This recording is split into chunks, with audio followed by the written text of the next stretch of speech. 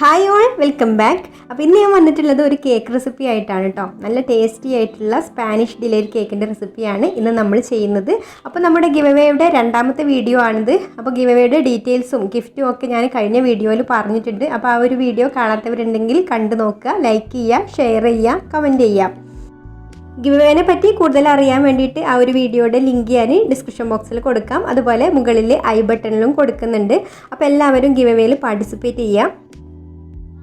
അപ്പോൾ ഇന്നത്തെ നമ്മുടെ സ്പാനിഷ് ഡിലൈറ്റ് കേക്ക് എങ്ങനെയാണ് തയ്യാറാക്കുക എന്നുള്ളതൊന്ന് നോക്കാം.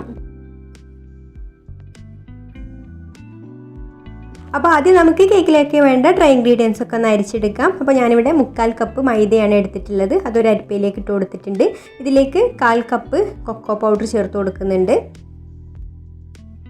പിന്നെ 1 ടീസ്പൂണ് ബേക്കിംഗ് പൗഡർ ചേർത്ത് കൊടുക്കാം. അതുപോലെ ഒരു 2 നുള്ള് ബേക്കിംഗ് സോഡയും 2 നുള്ള് ഉപ്പും കൂടി ചേർത്ത് കൊടുത്തിട്ട് ഇത് നന്നായിട്ടൊന്ന് അരിച്ചെടുത്തിട്ട് സൈഡിലേക്ക് അങ്ങ് മാറ്റി വെക്കാം.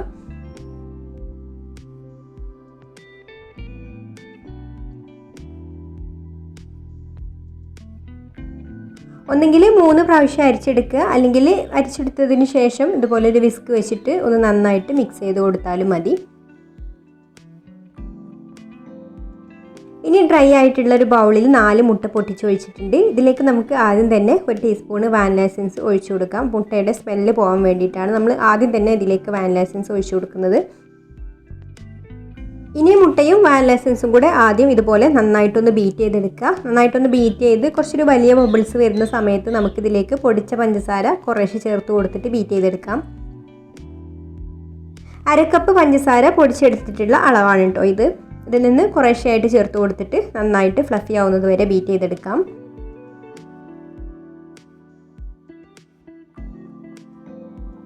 ഇപ്പോൾ മുട്ടയും വാനില എസൻസും പഞ്ചസാര പൊടിച്ചതൊക്കെ നന്നായിട്ട് ബീറ്റ് ചെയ്ത് ഇതുപോലെ നല്ല ഫ്ലഫി ആയി വന്നിട്ടുണ്ട്. ഇനി നമുക്കിതിലേക്ക് ഒരു 2 ടേബിൾ സ്പൂണ് ഓയിൽ ഒഴിച്ച് കൊടുത്തിട്ട് മിക്സ് ചെയ്തെടുക്കാം. ഓയിൽ ഒഴിച്ച് കഴിഞ്ഞാൽ പിന്നെ കൂടുതലായിട്ട് ബീറ്റ് ചെയ്തെടുക്കേണ്ട കേട്ടോ, ജസ്റ്റ് ഒന്ന് മിക്സ് ചെയ്തെടുത്താൽ മതി. പിന്നെ 2 ടേബിൾ സ്പൂണ് പാലും കൂടി ചേർത്ത് കൊടുത്തിട്ട് മിക്സ് ചെയ്തെടുക്കാം. ഇനി നമുക്കിതിലേക്ക് നമ്മൾ നേരത്തെ അരിച്ച് വെച്ചിട്ടുള്ള ഡ്രൈ ഇൻഗ്രീഡിയൻസ് കുറേശ്ശെ ചേർത്ത് കൊടുക്കാം. അപ്പോൾ ഞാനിവിടെ അരിപ്പ് വെച്ചിട്ട് ഒന്നും കൂടെ അരിച്ചിട്ട് തന്നെയാണ് കേട്ടോ ഇതിലേക്ക് ഇട്ട് കൊടുക്കുന്നത്. അപ്പോൾ കുറച്ചും കൂടെ കട്ടയൊന്നും ഇല്ലാതെ മിക്സ് ചെയ്തെടുക്കാൻ വേണ്ടിയിട്ട് പറ്റും. ഒന്നെങ്കിൽ സ്പാറ്റിൽ വെച്ചിട്ട് മിക്സ് ചെയ്തെടുക്കുക, അല്ലെങ്കിൽ ഇതുപോലെ ബീറ്റർ വെച്ചിട്ട് മിക്സ് ചെയ്തെടുക്കുകയാണെങ്കിൽ ജസ്റ്റ് ഒന്ന് കറക്കി എടുത്താൽ മതി കേട്ടോ, ഓവറായിട്ട് ബീറ്റ് ചെയ്തെടുക്കരുത്. അപ്പോൾ ഞാൻ പെട്ടെന്ന് ആവാൻ വേണ്ടിയിട്ട് ഇതുപോലെ ബീറ്റർ വെച്ചിട്ട് തന്നെ ജസ്റ്റ് ഒന്ന് ഇതുപോലെ മിക്സ് ചെയ്തെടുക്കുകയാണ്. ആദ്യത്തെ ബാച്ച് മിക്സായി വന്നതിന് ശേഷം പിന്നെ അടുത്ത ബാച്ച് ഇട്ട് കൊടുക്കുക. അങ്ങനെ ഒരു 2-3 ബാച്ചായിട്ടാണ് കേട്ടോ ഞാൻ ഇതിലേക്ക് മാവിട്ട് കൊടുത്തിട്ട് മിക്സ് ചെയ്തെടുത്തത്. ഇപ്പോൾ മുഴുവൻ പൊടിയും ഇതിലേക്ക് ഇട്ട് കൊടുത്തിട്ട് മിക്സ് ചെയ്തെടുത്തിട്ടുണ്ട്. അപ്പോൾ നമ്മുടെ ബാറ്റർ ഇവിടെ റെഡി ആയിട്ടുണ്ട് കേട്ടോ. ഇനി നമുക്കിത് കേക്ക് ടിന്നിലേക്ക് ഒഴിച്ചു കൊടുത്തിട്ട് ബേക്ക് ചെയ്യാനായിട്ട് വെക്കാം. അപ്പോൾ ഞാനിവിടെ 7 ഇഞ്ചിൻ്റെ ഒരു കേക്ക് ടിന്നാണ് എടുത്തിട്ടുള്ളത്. കേക്ക് ടിന്നിൽ അടിയിലും മുകൾ സൈഡിലൊക്കെ ആയിട്ട് ഓയിൽ ഗ്രീസ് ചെയ്ത് കൊടുത്ത ശേഷം ബട്ടർ പേപ്പറും കൂടെ വെച്ച് കൊടുത്തിട്ടുണ്ട്. ഇനി ഇതൊന്ന് ടാപ്പ് ചെയ്ത് കൊടുത്ത ശേഷം നമുക്ക് ബേക്ക് ചെയ്യാനായിട്ട് വെക്കാം. ഞാനിവിടെ കൺവെൻഷൻ ഓവനിൽ 180 ഡിഗ്രിയിൽ 10 മിനിറ്റ് ഓവൻ പ്രീഹീറ്റ് ചെയ്ത് വെച്ചിട്ടുണ്ട്. അതിലൊരു 30-35 മിനിറ്റ് ആണ് കേട്ടോ ഈ ഒരു കേക്ക് ബേക്ക് ചെയ്തെടുക്കുന്നത്. അപ്പോൾ നമുക്കിത് ബേക്ക് ചെയ്യാനായിട്ട് വെക്കാം. പിന്നെ നമ്മൾ ലെയറിൽ കൊടുക്കാനൊക്കെ ആയിട്ട് പ്രളയിൻ ഉണ്ടാക്കി വെച്ചിട്ടുണ്ട്. അപ്പോൾ ഇത് ഉണ്ടാക്കുന്നതിൻ്റെ വീഡിയോ ഒക്കെ നമ്മൾ ബട്ടർ സ്കോച്ചിൻ്റെ കേക്ക് റെസിപ്പിയിലൊക്കെ കാണിച്ചതാണ് കേട്ടോ. അപ്പോൾ എല്ലാവർക്കും അറിയാവുന്നത് തന്നെ ആയിരിക്കും എന്ന് വിചാരിക്കുന്നു. നമ്മൾ ഷുഗർ കാരമലൈസ് ചെയ്തിട്ട് അതിലേക്ക് പിന്നെ കുറച്ച് നട്ട്സും കൂടി ഇട്ട് കൊടുത്തിട്ട് ഇത് പൊടിച്ചെടുക്കുകയാണ് കേട്ടോ ഇനി ചെയ്യുക. ഇനി നമുക്ക് കേക്ക് ഐസിങ് ചെയ്യാൻ വേണ്ട ക്രീം റെഡിയാക്കി എടുക്കാം. അപ്പോൾ നമ്മളിവിടെ ബൂസ്റ്റ് ചേർത്തിട്ടുള്ള വിപ്പിംഗ് ക്രീമാണ് കേട്ടോ നമ്മൾ ഈ ഒരു കേക്കിൽ ഉപയോഗിക്കുന്നത്. അപ്പോൾ ഞാനിതാ 1 കപ്പ് വിപ്പിംഗ് ക്രീം ഒരു ബൗളിൽ എടുത്തിട്ടുണ്ട്. അതിലേക്ക് ഒരു 2 ടീസ്പൂണ് ബൂസ്റ്റ് പൊടിയും കൂടെ ചേർത്ത് കൊടുത്തിട്ട് നല്ല ക്രീമി ആവുന്നത് വരെ, നല്ല സ്റ്റിഫ് പീക്സ് വരുന്നത് വരെ ഇത് ബീറ്റ് ചെയ്തെടുക്കാം. അപ്പോൾ ഇതുപോലെ നമ്മളിവിടെ ക്രീം ബീറ്റ് ചെയ്തെടുത്തിട്ടുണ്ട്. ഇനി നമുക്ക് കേക്കൊക്കെ ചൂടാറി കട്ട് ചെയ്യുന്ന സമയം ഈ ക്രീമിനെ ഫ്രിഡ്ജിലേക്ക് വെക്കാം. അപ്പോൾ നമ്മുടെ കേക്ക് ബേക്കായി വന്നതിന് ശേഷം ഞാനിവിടെ ഡീമോൾഡ് ചെയ്തെടുത്തിട്ടുണ്ട് കേട്ടോ. അപ്പോൾ കേക്ക് ഇപ്പോൾ നന്നായിട്ട് ചൂടാറി വന്നിട്ടുണ്ട്. നന്നായിട്ട് ചൂടാറിയതിന് ശേഷം മാത്രമേ നമ്മൾ ഐസിങ് ചെയ്യാൻ പാടുള്ളൂ. ഇനി കേക്കിനെ ഇതുപോലെ 3 ലെയറായിട്ടൊന്ന് കട്ട് ചെയ്തെടുക്കാം.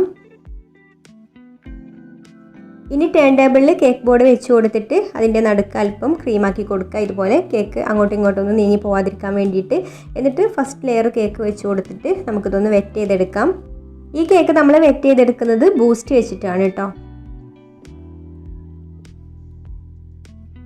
ഇനി ഇതിൻ്റെ മുകളിലായിട്ട് ക്രീം സ്പ്രെഡ് ചെയ്ത് കൊടുക്കാം.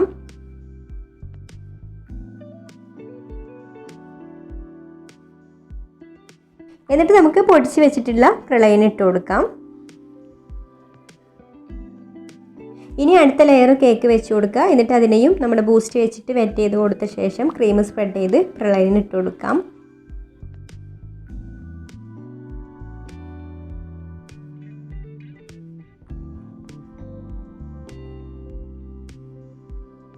എന്നിട്ട് ലാസ്റ്റ് ലെയർ കേക്ക് വെച്ച് കൊടുത്ത് വെറ്റ് ചെയ്ത് കൊടുത്ത ശേഷം പിന്നെ കേക്കിനെ ഫുള്ളായിട്ട് ക്രീം വെച്ചിട്ട് ഒന്ന് കവർ ചെയ്ത് ക്രം കോട്ടിങ് ചെയ്തെടുക്കാം.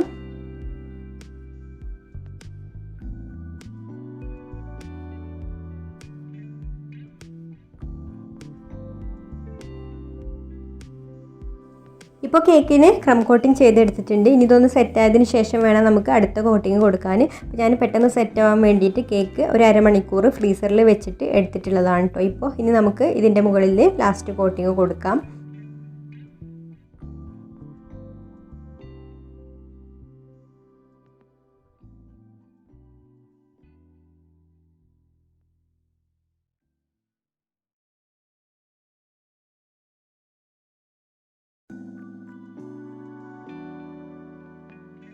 ഇപ്പോൾ കേക്കിനെ ഒരുവിധം ഇവിടെ ഫിനിഷിംഗ് ആക്കി എടുത്തിട്ടുണ്ട്. ഇനി ക്രീം ഒന്ന് സെറ്റായതിന് ശേഷം വേണം നമുക്ക് ബാക്കി ഡെക്കറേഷനൊക്കെ ചെയ്യാൻ. അപ്പോൾ ഇതൊന്ന് സെറ്റാവാൻ വേണ്ടിയിട്ട് ഫ്രിഡ്ജിൽ വെച്ച് എടുത്തിട്ടുള്ളതാണ് കേട്ടോ. ഇപ്പോൾ ഇത് ക്രീം സെറ്റായിട്ടുണ്ട്. ഇനി ഞാൻ ഇതിൻ്റെ മുകളിൽ ചോക്ലേറ്റ് ഗനാഷ് അതുപോലെ ഒരു സൈഡിലായിട്ട് ഒഴിച്ചു കൊടുക്കുകയാണ്. ഡെക്കറേഷനൊക്കെ ഓരോരുത്തരുടെ ഇഷ്ടത്തിനനുസരിച്ചും ഐഡിയക്ക് അനുസരിച്ചൊക്കെ ചെയ്യാം.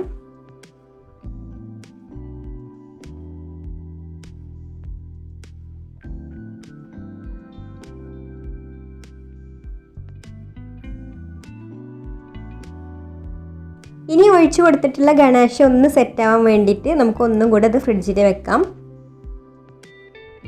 ഇപ്പോൾ ഗണാഷൊക്കെ ഇവിടെ നന്നായിട്ട് സെറ്റായിട്ടുണ്ട്. ഇനി നമുക്കിതിൻ്റെ ബാക്കിയുള്ള ഈ ഒരു ഭാഗത്തായിട്ട് പ്രളയൻ പൊടിച്ചത് ഇട്ട് കൊടുക്കാം. അപ്പോൾ ഈ പ്രളയൻ പൊടിച്ചത് കേക്കിൻ്റെ മുകളിലൊക്കെ ഇട്ട് കൊടുക്കുമ്പോൾ കേക്കിൻ്റെ മുകളിലായാലും സൈഡിലായാലും നമ്മൾ ബട്ടർ സ്കോച്ച് കേക്കിനൊക്കെ ഇട്ട് കൊടുക്കുമല്ലോ. അപ്പോൾ അതുപോലെ ഇട്ട് കൊടുക്കുമ്പോൾ പിന്നെ കേക്ക് ഫ്രിഡ്ജിൽ വെക്കരുത് കേട്ടോ. ഒരുപാട് മണിക്കൂർ പിന്നെ ഫ്രിഡ്ജിൽ വെക്കുകയാണെങ്കിൽ ഈ പ്രളയന് അതായത് ഈ പഞ്ചസാര കാരമൽ ആയതൊക്കെ ഒന്ന് മെൽറ്റായി തുടങ്ങി കേക്ക് ആകെ വൃത്തികേടാവും. അപ്പോൾ നിങ്ങൾ പുറത്തൊക്കെ കൊടുക്കുന്ന കേക്കാണെങ്കിൽ ഇങ്ങനത്തെ ഡെക്കറേഷനൊക്കെ ഉണ്ടെങ്കിൽ അത് ഡെലിവറി ചെയ്യുന്ന സമയത്ത് ചെയ്യാം കേട്ടോ നല്ലത്.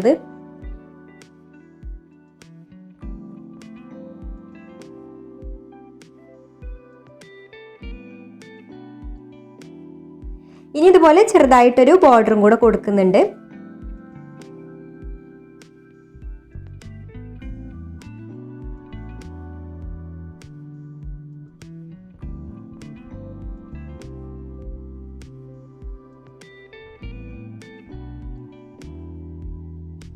അപ്പോൾ അതാ നമ്മുടെ കേക്ക് ഇവിടെ റെഡി ആയിട്ടുണ്ട്. അപ്പോൾ എല്ലാവർക്കും ഈ ഒരു റെസിപ്പി ഇഷ്ടമായിട്ടുണ്ടാവും എന്ന് വിചാരിക്കുന്നു. ഇഷ്ടമായിട്ടുണ്ടെങ്കിൽ ലൈക്ക് ചെയ്യുക, ഷെയർ ചെയ്യുക, കമൻറ്റ് ചെയ്യുക.